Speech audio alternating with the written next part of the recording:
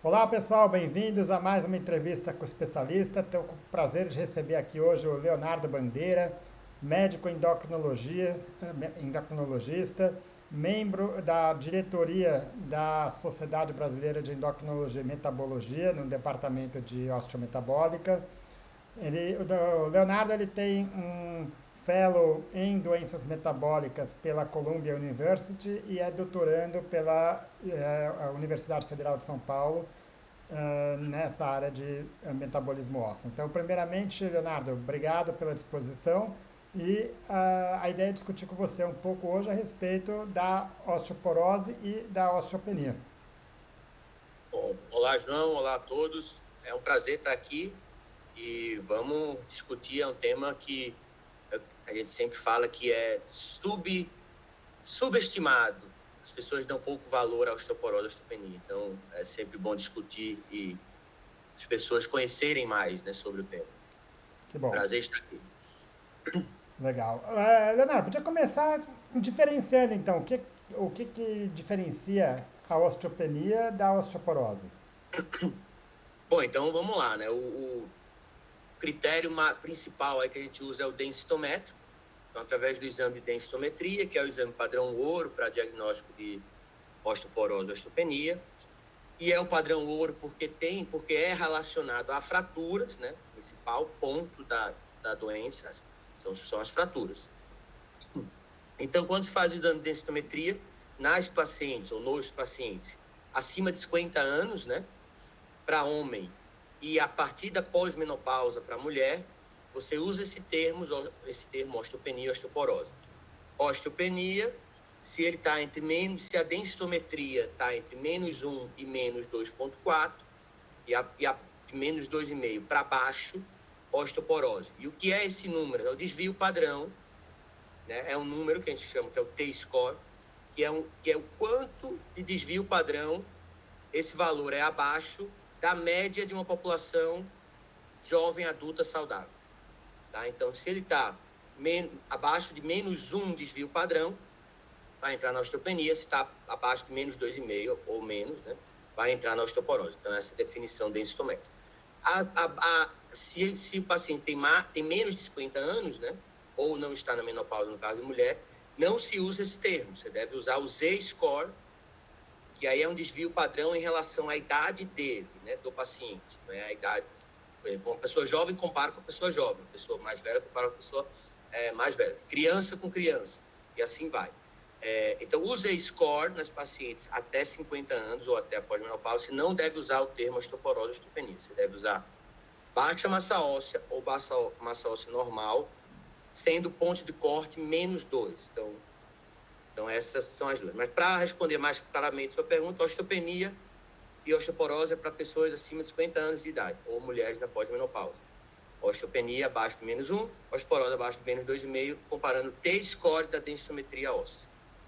Ótimo. Então, assim, a densidade óssea ela vai reduzindo, ela atinge um pico aí por volta de 30 anos e depois vai reduzindo gradativamente, né? Isso. E Então, nas mulheres tem aquela redução abrupta, né, pós, da menopausa, pós-menopausa. E que no homem não tem, né? é É uma por isso coisa que a mais gente hoje em contínua. dia é mais progressivo, né? Por isso que hoje em dia a gente evita usar o termo andropausa, porque não existe essa queda abrupta dos hormônios como na menopausa feminina, é uma queda mais progressiva. E isso vai se refletir no osso, né? Ótimo. E aí chega uma idade, vamos dizer, há uma perda, que a definição da osteoporose ela é um valor padronizado, né, que é o desvio padrão com base na população jovem.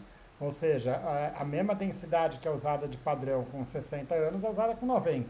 Né? Chega uma idade que você fala, olha, a osteoporose é quase que esperada nesses idosos, ou natural, esperado, ou não. Quer dizer, mesmo numa pessoa de 80 anos, você espera que não tenha osteoporose. É, é, é, o que vai envelhecendo é muito difícil não ter, né? Porque é isso que você falou, você está comparando com as pessoas mais jovens. Então, aqueles super idosos, né, que a gente fala, que é ali depois dos 80, 85, esses, é difícil não ter osteoporose, né? A maioria tem. E e você falou, a gente falou aqui do critério densitométrico. Lembrando que tem mais duas definições de osteoporose, né? Se tiver fratura de fragilidade, você já define que o paciente tem osteoporose. Então, esses pacientes de 80, 90 anos, a maioria tem osteoporose densitométrica e também tem fratura. Então, já tem outro critério. Muitos fraturam. E eles têm a sarcopenia, muitos, né? Então, é aquela sarcopenia com osteoporose, né? Que é o pior dos cenários, né? Assim, o risco de fraturas aí é muito grande. Então, como o critério densitométrico é esse, comparar com adulto jovem, e isso faz sentido porque você quer saber o risco absoluto de fratura, né? Quer saber o risco de fratura, e aumenta com a idade. Então, se aumenta com a idade, você, né, vai comparando com o mais jovem, em tese, o seu osso vai ficando cada vez pior pela densitometria. Mas é isso, super idosos ali, a grande maioria vai ter osteoporose.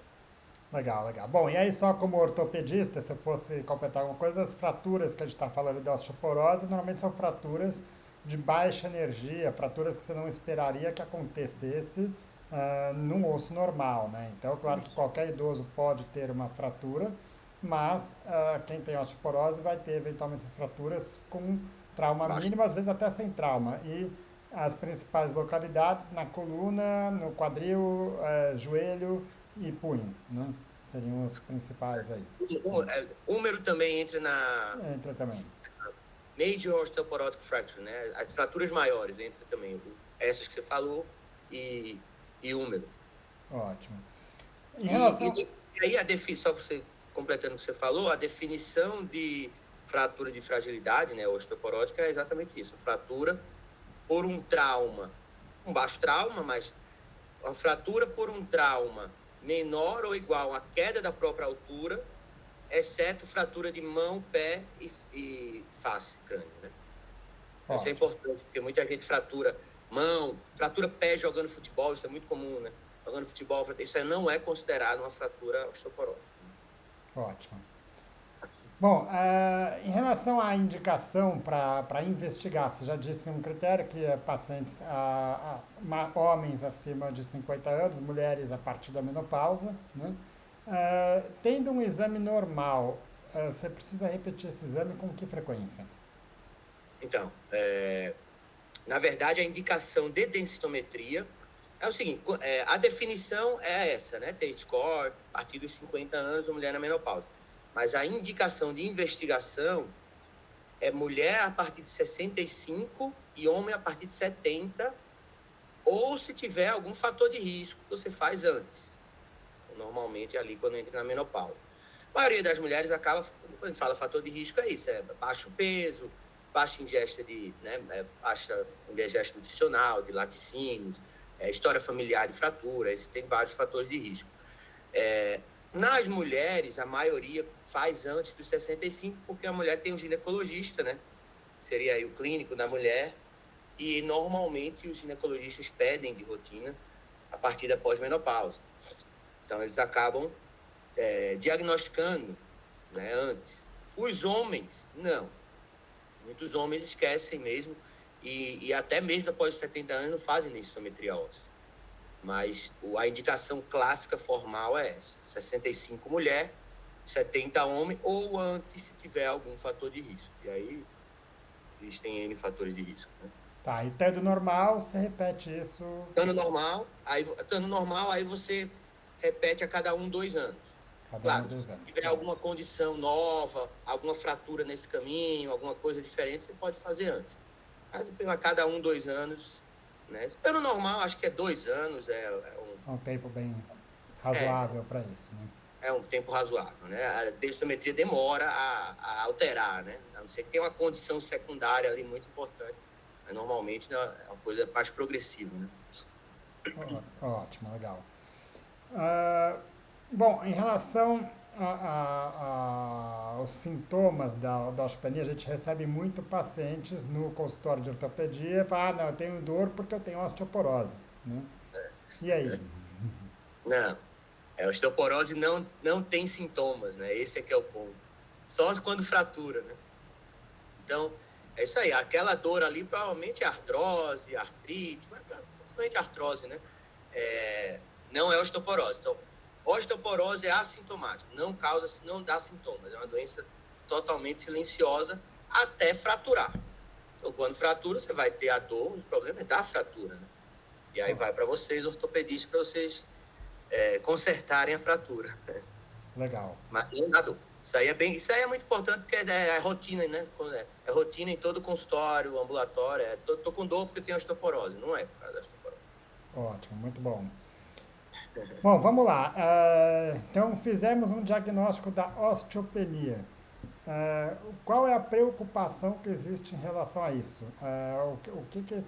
Por que essa diferenciação osteopenia e osteoporose? Quer dizer, do ponto de vista clínico, só porque não é uma osteoporose leve ou uma osteoporose grave? Quer dizer, tem alguma diferença em termos de evolução? O que você caracteriza a osteopenia?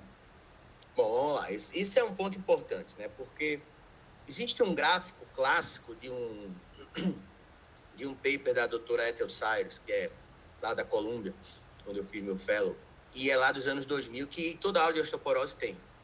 Que basicamente é o seguinte, quanto menor o T-score, a massa óssea, maior o risco de fraturas. É uma curva, né? O risco de fratura vai aumentando, quanto menor o T-score. Mas a maioria dos pacientes fraturam na osteopenia. Por quê? Porque tem mais paciente na osteopenia. Em número absoluto, você tem mais fratura na osteopenia. Então, assim, como existe essa ideia, né, a cada um desvio padrão do T-score, você aumenta o risco de fratura em 1,5 a 2 vezes, por isso que foi definido, né, esse corte aí na verdade, a osteopenia é uma progressão, seria uma osteoporose, isso aí, mais leve. Acho que foi uma questão de termo, né, de você dar uma nomenclatura de osteopenia e osteoporose. Mas o risco de fratura já aumenta na osteopenia, vai aumentar mais ainda na osteoporose. A cada um desvio padrão, aumenta o risco de fratura em 1,5 a 2 vezes. Ok.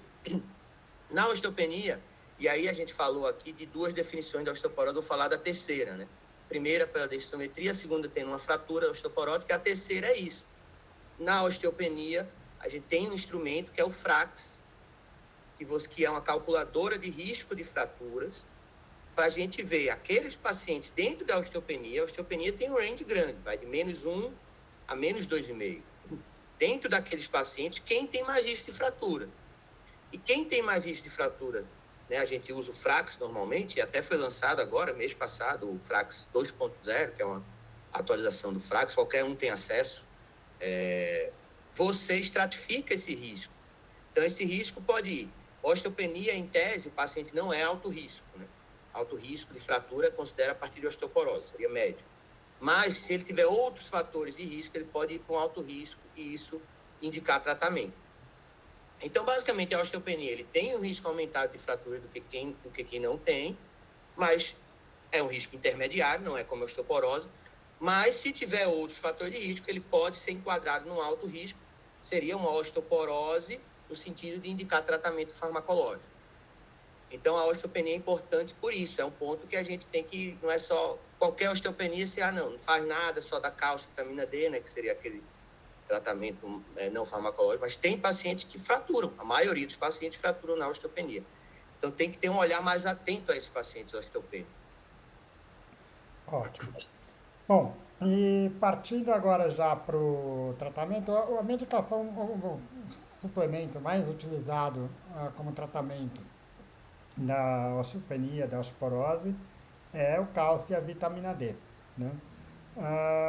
Primeiro, quem que usa, quem que tem indicação de estar usando? Uma pessoa que tem uma massa óssea normal, ele pode ter indicação de usar a vitamina D? Vitamina D, vamos lá, vitamina D tem muito pouco na nossa dieta, né? Então, assim, em geral, se recomenda uma ingesta de vitamina D, uma produção de vitamina D diária, em torno ali pelo menos de 800 unidades por dia, tá? Tem um estudo brasileiro que mostrou que a ingesta de vitamina D na dieta dos brasileiros é em torno de 200 unidades por dia. Então, falta. Principal, então, dieta é um ponto que não é uma fonte muito adequada de vitamina D. A outra fonte é o sol, é a fonte principal, né? O sol induz produção de vitamina D na pele. O problema é que hoje em dia, principalmente nas grandes cidades, as pessoas não tomam muito sol. E quando toma sol, usa protetor. Se não usar protetor, o dermatologista vai reclamar. E com razão, né? Porque sol pode dar doença dermatológica. Então, assim, na dúvida, acho que todo mundo deveria suplementar a vitamina D, tá? Claro, você pode dosar no sangue, e no sangue, dependendo, você pode dar uma dose mais baixa ou uma dose mais alta, dependendo dos valores, né, séricos da vitamina D. Saiu até um consenso recentemente, esse ano agora, 2 meses atrás, da Endocrine Society, que sugere que, principalmente em algumas populações, você pode dar vitamina D mesmo sem dosar. Pré-diabético, idoso, exatamente porque esses pacientes têm mais risco, né? Então, assim, eu acho que vitamina D, mesmo quem não tem osteoporose e osteopenia, deveria tomar. A dose você pode discutir aqui. 7.000, 14.000 por semana, uma dose totalmente segura para ser usado às escuras, sem precisar dosar no sangue, tá? Se ele dosa no sangue e vem um valor mais baixo, você pode dar uma dose maior, uma dose de ataque, enfim. Mas a reposição de vitamina D, até quem não tem, mas principalmente quem tem osteoporose e osteopenia, fundamental. Tá? O outro ponto é o cálcio, né? O cálcio, então. O cálcio basicamente é assim, e hoje é um ponto importante, porque hoje em dia na internet, né, e tá essa demonização ao leite, né? E o leite é inflamatório para cá e para lá, e não é, tá? Mas tem nossos colegas aí, alguns colegas que não pregam muito uma boa medicina, hoje em dia tem muitos, ficam falando isso, né? E na verdade não. O cálcio é tanto que uma das melhores dietas todo ano ele tem um ranking que da US News, é um ranking bastante confiável e conhecido, né? Todo ano eles elegem as melhores dietas, né, para a saúde ou para vários objetivos. Dieta do Mediterrâneo está sempre lá em cima, e uma das dietas que está sempre lá em cima é a dieta DASH, que é baseada em laticínios, que é boa para pressão, é uma dieta anti-inflamatória. Então, essa questão de laticínio ser inflamatório, isso é errado. E, principalmente, quem tem osteoporose e osteopenia precisa da ingesta adequada de laticínios. Em geral, a ingesta adequada de cálcio, né, vou falar em cálcio aqui, 1.000 a 1.200 miligramas por dia. Toda pessoa deve consumir isso. Para ficar mais fácil, então, diferente da vitamina D, o cálcio tem na dieta. Então, você só precisa suplementar se você não fizer na dieta. Então nem todos precisam tomar suplemento de cálcio.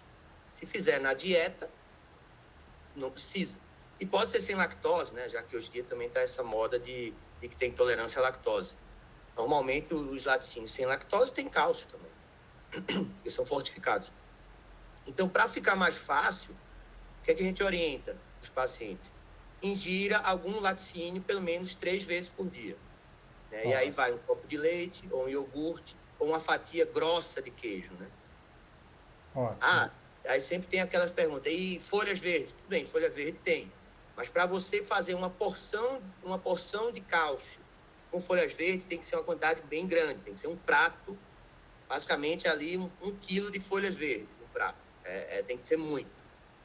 Então, basicamente, os laticínios são as principais fontes, né? E se não conseguir pela dieta, aí sim vai para a suplementação. Mas o problema do cálcio é que não é muito fácil de caracterizar isso nos exames, né? Porque o exame de sangue você pode até dosar o cálcio no exame de sangue, mas um cálcio normal não vai indicar uma deficiência ali. Exatamente. Então, não. O cálcio, é diferente da vitamina D, o cálcio não é um parâmetro para dizer que precisa de cálcio ou não, tá? E isso é uma questão que você tem que explicar mesmo, porque muito paciente acha isso, né? Que, não, meu cálcio está normal no sangue, não preciso suplementar. Vamos lá, isso é fisiologia, né? fisiologia osteometabólica. Então, se você tem uma baixa ingesta de cálcio, seu PTH sobe, e PTH, que é o paratormônio, né? Um hormônio das paratiroides. Então, numa situação de baixa ingesta de cálcio, o PTH sobe, e o que é que o PTH faz? Tira cálcio do osso e coloca no sangue. Então, no sangue vai estar normal, mas você vai estar perdendo osso. Então, numa situação de baixa ingesta, você dosa o sangue e está normal, mas você está perdendo osso. Então, você precisa da ingesta do cálcio. Né? Todo mundo. Quem tem osteoporose, osteopenia, mais ainda. Às vezes chega, eu tenho algumas 2 ou 3 pacientes no consultório que fraturaram na gravidez e lactação, que são situações fisiológicas de queda de massa óssea, porque estavam sem comer cálcio há anos, porque o nutricionista tinha orientado zerar o cálcio, porque é inflamatório. Então, aí você fratura uma vértebra amamentando, não consegue mais amamentar depois. Então, é uma situação que às vezes acontece, é uma causa... Né? Às vezes você vê pacientes fraturando, tendo osteoporose, por causa de anos de baixa ingesta de cálcio. Então, é muito importante isso. Ótimo. Tem pessoas que têm um consumo de cálcio, vamos dizer, acima do recomendável, que você já sabe, Fabiano, não precisa se preocupar com isso, porque você vê pela... Agora, às vezes fica meio na dúvida, né? Se tomar cálcio a mais, tem algum problema? Assim... Não, a não ser que tome muito a mais, tem aquela síndrome milk alkali, né? Que é quem toma muito, muito cálcio, muito leite, alcaliniza, né? Mas, assim, isso é muito raro. Né? Aqui no Brasil não tem muito, isso é mais em países que tem fortificação de cálcio em muitos alimentos, enfim. Aqui é muito raro. Então, se tomar mais, na dúvida, se quiser, passa um comprimido. Na dúvida, toma o cálcio também. E hoje em dia a gente já tem aqueles suplementos de cálcio e vitamina D, né? Sim. Que tem a vitamina D mais alta, porque antes a gente tinha aqueles que tinha 200, 400 unidades de vitamina D. Hoje em dia a gente já tem cálcio com 2.000 de vitamina D, com 1.000 de vitamina D. Então, aí você consegue dar em um comprimido, um suplemento diário que já pega as 2 coisas. Ótimo. Bom, o outro pilar de tratamento para osteopenia e também para osteoporose é a atividade física, né? Ia falar isso agora. Então, eu fiquei esperando a sua pergunta, mas eu já ia entrar nisso também. Como é que... bom, temos as recomendações, vamos dizer, da OMS para atividade física em qualquer outra pessoa, que envolve uma prática quase que diária de atividades aeróbicas, uma atividade de força pelo menos 2 vezes por semana, atividade de mobilidade pelo menos 2 vezes por semana. Né? Uhum. Isso é válido para quem tem osteoporose ou tem alguma orientação mais específica?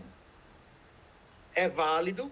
A tendência hoje em dia o principal é a atividade de força, né? Atividade de força, fortalecer a musculatura. E principalmente quando a gente fala daqueles mais idosos, que são mais frágeis, têm pouca massa muscular, né? Então, quando você tem mais músculo, você cai menos, então você vai ter menos fratura. E se você cair, você vai ter mais músculo para amortecer a queda. Então, também vai ter menos fratura. Então, a atividade, claro, atividade aeróbica você pode fazer, é bom para a função cardiopulmonar, tal. Mas a principal é a atividade de força, atividade resistida. E aí, eu já entro com outra coisa importante, voltando aí para a parte nutricional. Ingesta adequada de proteína. Músculo é proteína. Então, essas pessoas, de novo, em todo mundo, mas principalmente quem tem osteoporose e principalmente aqueles idosos, né, tem que fazer musculação e tomar proteína. Quer dizer, os idosos não entendem muito isso, porque acham que isso é coisa de jovem de academia, né? Mas eles que precisam mesmo disso. Suplemento proteico e musculação, atividade física resistida. Isso aí melhora muito a qualidade de vida do idoso e diminui o risco de fraturas. Ótimo, A proteína cada vez a gente dá menos para o jovem, cada vez mais para o jovem atleta e cada vez mais para o idoso, né? Para o idoso, exatamente. E hoje em dia existe até uma recomendação, eu acho que é da Sociedade de Diabetes, não tenho certeza agora, mas ele já sugere você colocar na prescrição médica. Coloca lá os remédios, embaixo você coloca atividade física resistida tantas vezes, tá? Porque aí o paciente vai se comprometer mais, vai ver aquilo. Que é o que se fala hoje em dia, né? A atividade física é um remédio. Não é uma escolha, eu quero. Não, você tem que fazer. É um remédio, faz parte do tratamento. Né? Isso eu falo para osteoporose, mas sou endocrinologista, eu lido muito com obesidade, diabetes, enfim. Então, é para todo mundo. Tem que fazer. Ótimo.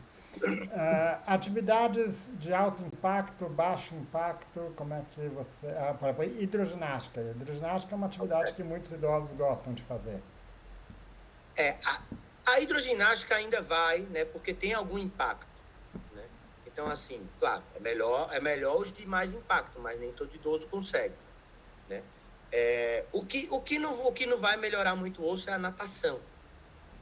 A natação você não vai ter impacto, basicamente, né? Então, claro, você ganha massa muscular, então, mas específico. Então, indireta pode ter um ganho indireto no osso, porque você ganha massa muscular. Mas diretamente para o osso, né, a natação não vai induzir tanta melhora do osso.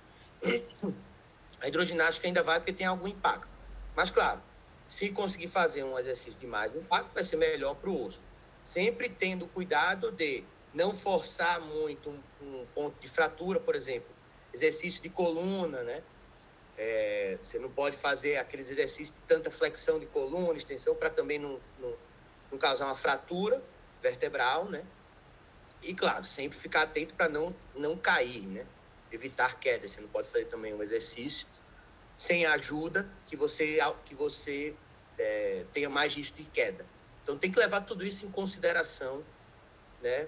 Para definir qual vai ser o plano de exercício físico daquele paciente. Se for idoso mais frágil, o ideal é que tenha alguém do lado, né, para orientar. Acompanhado, claro. O educador físico, né? Ótimo.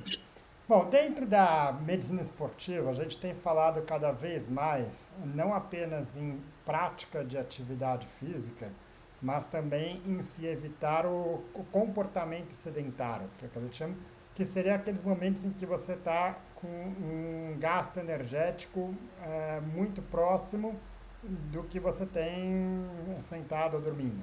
Né? Então, alguns estudos já mostram que se você faz a atividade durante 1 hora por dia, tudo isso, e passa o resto do dia sentado, é pior do que você não fazer atividade física, mas ter uma rotina em que você fique menos tempo sentado, deitado. Isso é muito comum em idosos, né? Quer dizer, passa boa parte do dia vendo televisão e aí vai lá 30 minutos fazer uma atividade física. Em relação à osteoporose, você tem alguma orientação nesse sentido, diferente? Eu não sei se tem algum estudo específico avaliando isso, tá? Mas com certeza isso faz sentido, né? Não sei se tem algum estudo específico na osteoporose. Desconheço se tem um estudo específico avaliando isso. Mobilidade diária, né? Esses intervalos aí. Mas com certeza isso vai fazer diferença. Então, aquelas estratégias que a gente usa né, fala até para pessoas no trabalho, a cada 1 hora se levanta, caminha 10 minutos, né, vai para um lado, vai para o outro, tenta ali quando for pega o ônibus na próxima parada, tenta sempre, pega um andar de escada em vez de elevador, então essas coisas que a gente orienta aí para os pacientes, com certeza eu acho que isso vai ser válido também para o paciente com osteoporose, né? De novo, não sei se tem um estudo especificamente avaliando, mas com certeza eu acho que isso vai ser benéfico para o paciente como um todo, né? Então acho que sim, você tem que induzir que o paciente esteja sempre se movendo, né? Não fique parado o dia inteiro, como você falou. E no idoso é muito comum isso, né? Você vai perdendo massa muscular, é ruim para a cabeça, vai deprimindo, você tem que estar ativo, né? Tem que fazer desse idoso uma pessoa ativa, não é fácil. Ótimo. Bom, a maior parte das pessoas que têm osteoporose tem um comportamento mais sedentário, eventualmente obesidade, ou ao contrário também, né? Quer dizer, uma perda de peso, de massa muscular importante, né? Mas você tem pessoas que são mais ativas, né? Ou que eventualmente foram menos ativas, voltaram a ficar mais ativas, e que querem fazer atividades um pouco mais exigentes, né? Como até luta tem sido feita na terceira idade, futebol, brincar, às vezes claro, não estou falando em jogar futebol em competitivo, mas é aquele joguinho com os netos, né? Uma corrida.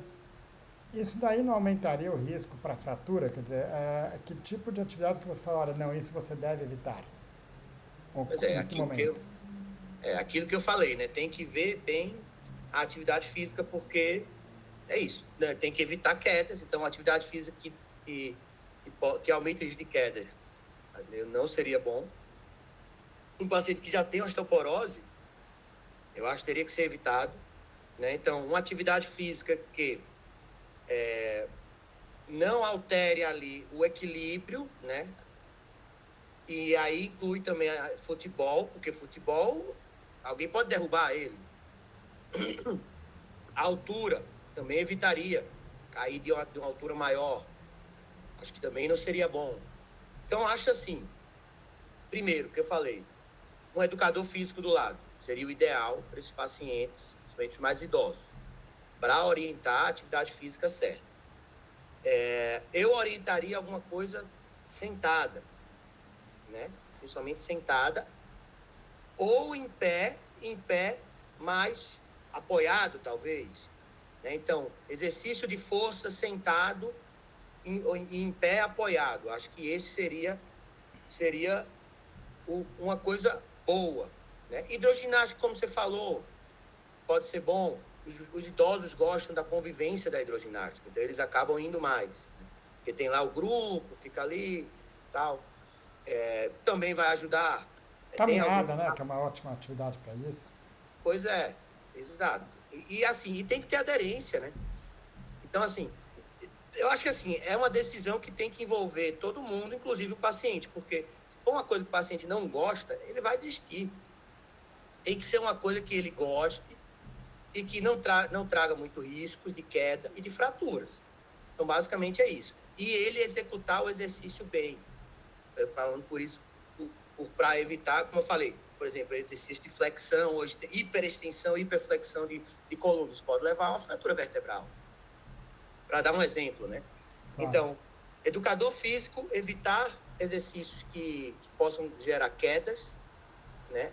E ter uma atividade que ele goste de alguma forma, e fazer aí atividade sentada ou em pé apoiada, né? Se for aquele realmente muito frágil, que cai muito. Então, claro, se for aquele que cai menos, que já tenha um pouco mais de condicionamento, acho que pode ser um pouco mais agressivo. Fazer uma atividade, pode arriscar um pouco mais. Então, acho que tem que ser individualizado. Eu acho que tem que ser bem individualizado isso. Muito bom. Bom, já discutimos aqui então a base do tratamento tanto da osteopenia como da osteoporose, que é a vitamina D, que pode ser ou não associada ao cálcio, e a atividade física. Que eu acho que a proteína. E a proteína. E a proteína, principalmente do paciente que tem um déficit proteico, um déficit de massa muscular. Né? Exato. E hoje em dia, né, assim, claro, se não tiver nenhuma disfunção renal, pelo menos 0,8 gramas por quilo dia de proteína. Né? Então, isso aí é um cálculo que deve ser feito, que no consultório a gente faz e vê que a maioria consome menos. A maioria das pessoas, em geral, tá? Não é só os idosos, não. Mas tem importante isso em mente. Ótimo. Bom, saindo disso, quer dizer, existem medicações que vão ajudar a recuperar a massa óssea, né? Quem tem indicação de usar alguma coisa além disso que a gente já conversou? Pronto, então vamos lá. Acho que antes de ir para a medicação, eu vou adicionar 2 pontos. Evitar tabagismo, né? E também não beber em excesso. São 2 fatores de risco também para queda de massa óssea, para osteoporose. Então, isso é mais 2 pontos do estilo de vida, né? Que seria bom para o osso. Saindo disso, indo para a medicação, então vamos lá. Indicação de medicações de tratamento farmacológico. É a osteoporose densitométrica, né? Ou seja, um T-score abaixo de menos 2,5. Isso é indicação farmacológica. Se tiver fratura osteoporótica, já indica. E na osteopenia, como eu falei, se entrar ali no Frax, e o Frax está disponível de graça, né? É no site da Abraço, que é a Associação Brasileira de Osteometabolismo, Abraço com 2 S. Se você entrar lá, tem o Frax de graça, você põe lá os dados do paciente, né? Para quem não está familiarizado, põe lá os dados do paciente, ele vai perguntar fatores de risco, você põe idade, você põe sexo, você põe se já teve fratura, se os pais tiveram fratura, se fuma, põe a massa óssea, e ele vai gerar um gráfico lá, e se cair no alto risco, indica tratamento farmacológico, se não cair, não indica tratamento farmacológico. Esse para os pacientes de osteopenia. Se tem osteoporose densitométrica, não precisa botar no gráfico, já tem indicação. E se tem fratura osteoporótica, não precisa nem da densitometria, já tem indicação de tratamento. Então, essas são as indicações de tratamento farmacológico. Lembrando, como eu falei anteriormente, o Frax foi atualizado, está novo, o Frax 2.0, lançou agora, 15 dias, 3 semanas atrás. Então, tá bem legal lá. Né? Então, isso como eu falei, a maioria dos pacientes tem osteopenia, então dá para usar bastante esse Frax. Aí você vai decidir, ajuda muito na decisão do tratamento. Por exemplo, aquele paciente que tem uma massa óssea de menos 2,3, os pais fraturaram o quadril, ele é tabagista, ele tem uma idade mais avançada. Esse paciente provavelmente vai cair ali num alto risco. Aquele paciente tem menos 1,1, não fuma, tem 55 anos, não tem outros fatores de risco, esse paciente provavelmente vai cair no baixo risco. Então, claro, você tem como fazer e pelo bom senso, né? Somando os fatores de risco, mas a ferramenta ajuda muito. Então, essas são as indicações de tratamento. E aí, o que você tem disponível nesses casos? Aí, vamos lá. A gente tem, né, os bifosfonatos, que são as medicações mais comuns. A que o SUS fornece, principalmente, né, o alendronato. Tem o risendronato, que é oral também. O ibandronato também é oral. Tem o zolendronato, que também é um bifosfonato, porém venoso, é mais potente.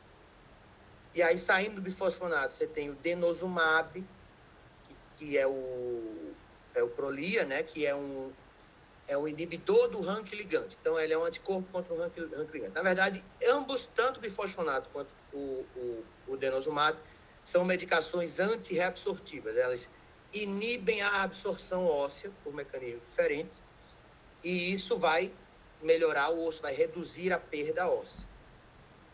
Fora isso, a gente tem os anabólicos, né?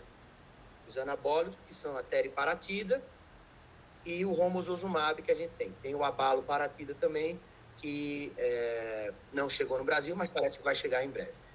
Os anabólicos são medicações mais potentes, eles formam mais osso, e eles são indicados nos pacientes que têm muito alto risco. Essa é uma outra novidade desse Frax novo, que não tinha no outro, que é essa classificação nova de muito alto risco.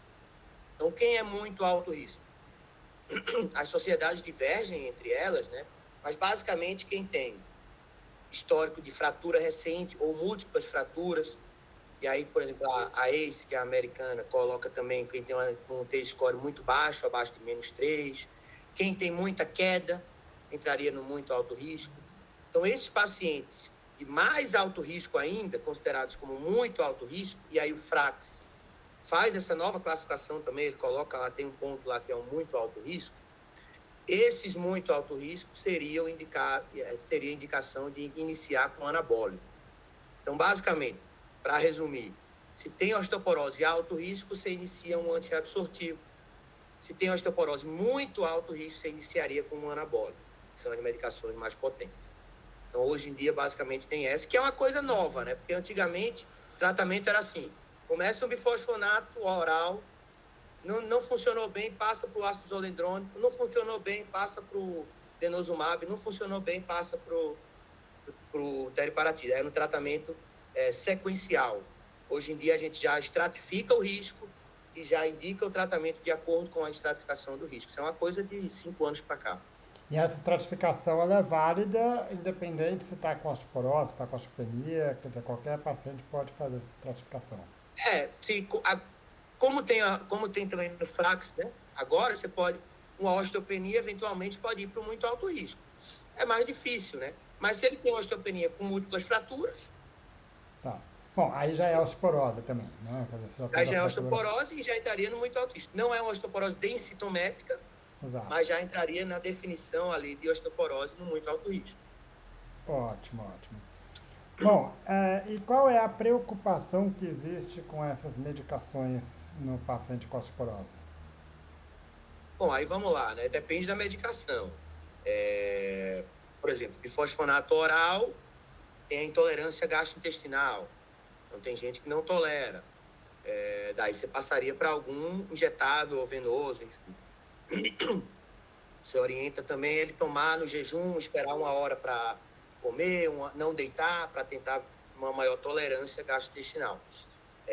Pode dar dispepsia, náusea, enfim. Esse é um ponto. O outro ponto que ficou muito famoso, né, foi muito falado e ainda é a tal da fratura atípica, né? Fratura atípica de fêmur e a osteonecrose de mandíbula, em quem faz uso prolongado de bifosfonato. E aí o seguinte, foi muito falado, tem gente que não quer, os dentistas, muitos não querem fazer procedimento dentário quem está usando bifosfonato, mas o risco é muito baixo. O risco de você evitar uma fratura osteoporótica com o bifosfonato, você usando bifosfonato, você evita muito mais fraturas osteoporóticas do que o risco de ter uma fratura atípica, né? Então, tem até tem uns gráficos também quase toda aula disso tem um gráfico que mostra o seguinte, o risco de você ter uma fratura atípica com bifosfonato é menor do risco de você ser assassinado, né, de você morrer assassinado, ou de você ser atingido por um raio. O risco é muito pequeno, mas essa coisa dá o que falar, o pessoal tem muito medo. Por conta disso, a orientação, né, basicamente usar bifosfonato oral por no máximo 10 anos seguidos e usar o bifosfonato venoso, ácido zoledrônico, por no máximo 6 anos. Chegando nisso, no máximo, você pode até parar antes, dependendo aí, né, se melhorou, né, a densitometria, dependendo do risco. Pode parar antes. Mas no máximo isso aí. Chegou aí, você faz um holiday, você tem que parar, né, e parar alguns anos. Os bifosfonatos são drogas que ficam, né, depositadas, elas continuam fazendo efeito ali por alguns anos após suspenso. Então, após 10 anos de oral ou 6 anos de ácido zoledrônico, você deve parar obrigatoriamente. E ficar atento até a algumas populações de risco, principalmente aquelas que usam corticoide, né, e os asiáticos, né, em quem, né, por exemplo, aqui em São Paulo tem muito asiático, né? Então, nessas populações de asiático, o risco é muito maior. Então, às vezes, você considera até parar antes. Agora, no congresso que teve agora em junho, da Endocrine Society, eu vi uma apresentação lá que ele apresentou, eu não conhecia, um guideline de Hong Kong. Não conhecia o guideline de Hong Kong. Mas no guideline de Hong Kong, eles orientam não usar mais que 5 anos de oral e 3 anos de ácido zoledrônico. Porque nos asiáticos o risco é maior de fratura atípica. Então, assim, mas basicamente para a gente fica esse corte aí, 10 anos de oral, 6 anos de venoso, no máximo. Tá ótimo. Bom, e o que você espera com o tratamento? Ele breca a evolução da doença, ele é capaz, ou são medicamentos que de fato capazes de recuperar a massa óssea? Bom, vamos lá. O principal desfecho, né, como diria o meu ex-chefe, gosta de falar isso, it's all about fractures, tá? É aquela frase, it's all about money, aqui it's all about fractures. O principal desfecho, o que você quer é prevenir fraturas. Assim, o sujeito pode ter uma massa óssea de menos 10, se ele não fraturar, tá tudo certo. O que você quer é reduzir fratura. Então, o principal ponto é evitar fraturas. O primeiro ponto é isso. Segundo ponto, e claro que você não vai... Por que a gente usa a densitometria óssea? Porque ele é um preditor de fraturas. Quem tem densitometria óssea mais baixa tem mais risco de fraturar.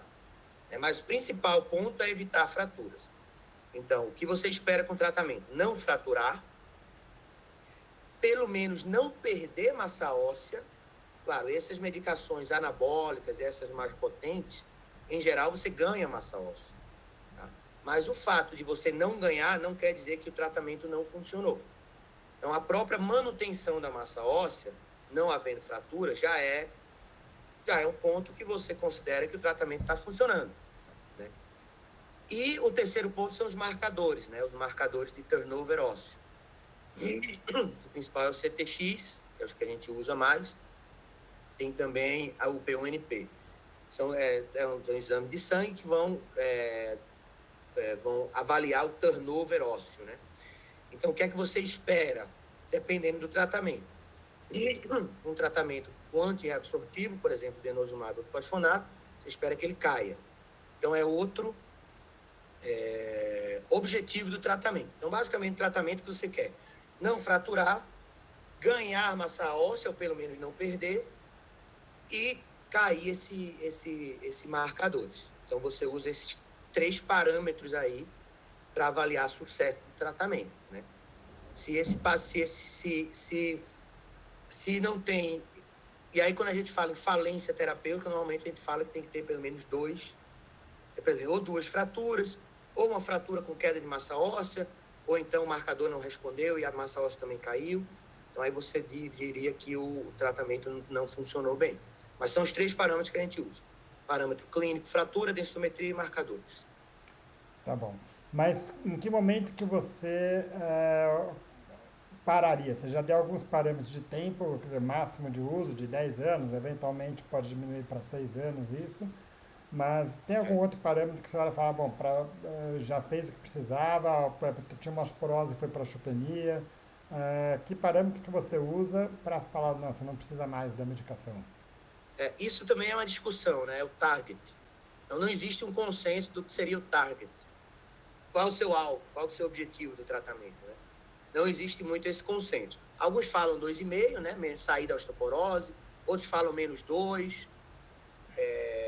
Já tem também quem fale menos 1,5, eu acho, menos 1,4, enfim. Então, não tem muito esse target definido. Mas eu acho que pelo menos sair da osteoporose. Eu acho que isso aí é o básico, né? Saindo da osteoporose, você pode parar o tratamento. E aí, quando eu falo parar, é fazer o holiday do bifosfonato e ir acompanhando, né? Porque depois, se isso começar a cair de novo, você tem que voltar de novo. E quando eu falo parar, fazer o holiday, é o bifosfonato. Denosumab não se faz holiday. Se você para o denosumab, você tem que entrar com outra medicação, porque o denosumab tem um efeito rebote, né? Se você para o denosumab, ele aumenta o risco de fratura depois de 6 meses.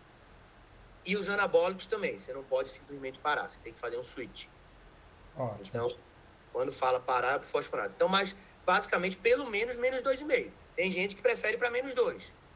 Aí você não existe um consenso sobre isso. Ótimo. E alguma contraindicação para você não fazer essas medicações? Então, bifosfonato, basicamente, questão gastrointestinal, bifosfonato oral. Então, quem tem uma úlcera, né, uma úlcera péptica ativa, por exemplo, não deve ser feito. Quem tem uma doença de refluxo importante, quem tem hérnia de hiato, ou evitar, né? O ácido dolendrônico não tem muita contraindicação, né? Tem essa questão da fratura atípica, da osteonecrose, mas como eu falei, é muito raro. Se já teve antes, você fica com mais medo de não fazer, com razão, então tende a evitar, se já teve algum evento desse antes. Existe, claro, qualquer reação alérgica, né? Existe aquela reação do óxido zonedrônico, que é a reação flu-like, que é uma injeção por ano, né? Uma aplicação por ano endovenoso. Então, após a aplicação, muitos pacientes se queixam ali, tem alguns dias de muito mal-estar, febre, né? Aquela coisa. Então, não é uma contraindicação. Se teve isso, não é uma contraindicação, mas é um cuidado. Você pode orientar a tomar ali um anti-inflamatório, ou um paracetamol, ou até um corticoide ali um dia antes, até um dia após a aplicação. Uma dica é fazer a aplicação de forma lenta, né, para diminuir o risco desses problemas. Denosumab também não tem muita contraindicação, a não ser reação alérgica, né? Os anabólicos, aí você tem o teriparatida e o romosozumab. Teriparatida tem a contraindicação de quem já teve, quem já fez radioterapia, né? Quem já teve algum câncer, fica ali, também fica ali um medo, porque querendo ou não é um formador, então você fica com medo que ele forme novas células, né, no paciente já com histórico de câncer. Então seria bom evitar nesses pacientes que já teve câncer, que já fez radioterapia, e principalmente que já teve câncer ósseo, né? Aí realmente contraindicação absoluta. E no caso do romosozumab, teve um estudo que mostrou um aumento de risco cardiovascular. Então, a orientação no romosozumab, foi só um estudo, outros não, é não usar naqueles pacientes que tiveram infarto ou AVC no último ano. Então, no último ano, você evita romosozumab nesses pacientes. Então, basicamente, não tem muita contraindicação, são alguns cuidados. Acho que se for fazer um resumo aí, então, do que a gente discutiu, Leonardo, basicamente, quer dizer, paciente que está na idade, mas ainda não desenvolveu nem osteopenia nem osteoporose, aqueles pacientes com osteopenia, o foco ainda é muito em vitamina D e, eventualmente, o cálcio e atividade física, estilo de vida, evitar tabagismo, evitar o excesso de álcool. E você pode fazer o Frax. Se o Frax vier alto risco, aí você adiciona ali um bifosfonato, pode ser oral. É aí que eu queria chegar, quer dizer, acho que aí se a gente vê que se já tem sinais de alto risco, se já tem uma osteoporose estabelecida, ou se já teve fratura osteoporótica, aí você tem outros tratamentos para considerar, e aí acho que pelo que você mostrou, acho que o mais importante, aí a gente não vai obviamente entrar na discussão de cada uma dessas drogas, porque tem muito mais aí o que ser entendido, mas aí entender que existe uma série de medicações, que cada caso vai ter uma indicação, cada medicação vai ter suas vantagens, e aí é a hora que de fato precisa de alguém que entenda do que está fazendo, né? Porque a gente infelizmente vê muito, não vou até na minha profissão, na ortopedia, né? Que a gente vai ver muita gente que, teve uma fratura, bom, vai lá, e é aquela coisa, é um remédio padrão, dá sempre a mesma medicação, quer dizer, de fato, existem uma série de medicamentos, cada um com seus benefícios, e aí é a hora que vocês vão entrar, né? Se for aquele paciente com osteopenia, você põe no Frax, vem alto risco, ou aquela osteoporose sem fratura, aí mais tranquilo. Agora, aquele que já tem fratura, ou já tem um T-score muito baixo, abaixo de -3, aí já merece um cuidado maior, né? Uma medicação um pouco mais potente, uma avaliação um pouco mais detalhada, sem dúvida, né? E uma coisa que a gente não falou, que vale a pena mencionar, é a reposição hormonal, né? Para aquelas mulheres no início da menopausa.